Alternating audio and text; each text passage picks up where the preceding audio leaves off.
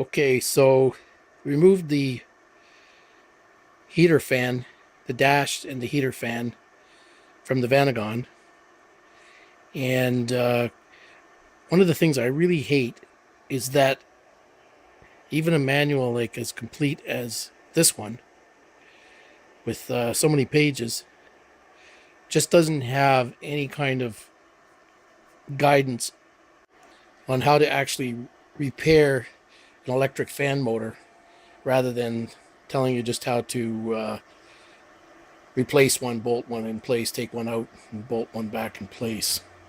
However, I like to go right to the hub of things and repair it.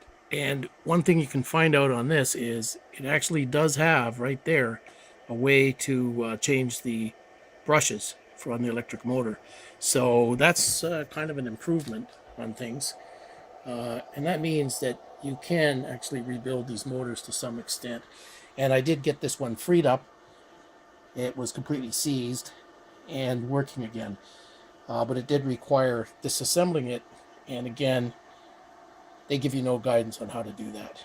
So you have to try to figure it out for yourself without actually breaking anything, since it's not always evident how it was put together.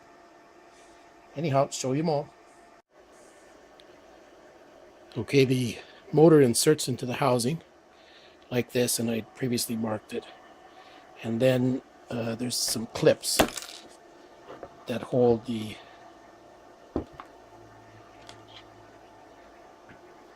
in place. Kind of tough to show that. Anyway, they go.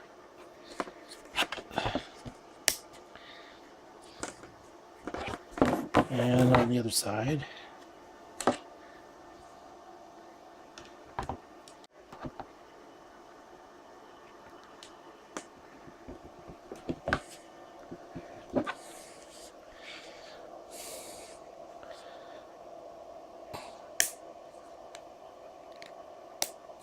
okay, just like that. And then I take the fan, and that presses onto the shaft like so. It does help to use a vice grips to hold the end of the shaft while you twist the fan back on the shaft. Anyway, we'll show you and give a test to show you. Okay, now to test this out, let's see here. Let's see. The ground right here.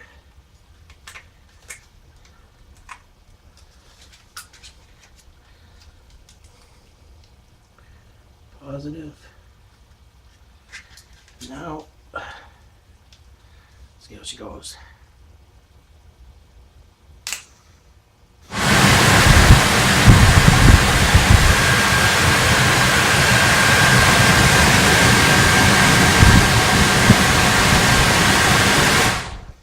Pretty good. That should blow plenty of hot air onto the windshield and to keep the passengers warm. Final stage is to put the housing back together.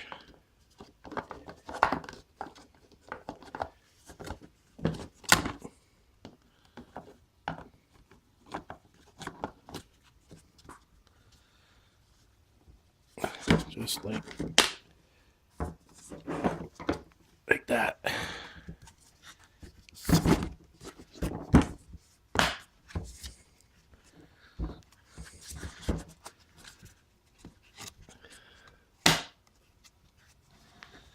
Okie doke, ready to go back in. I love the smell of JB Weld in the morning. It smells like victory.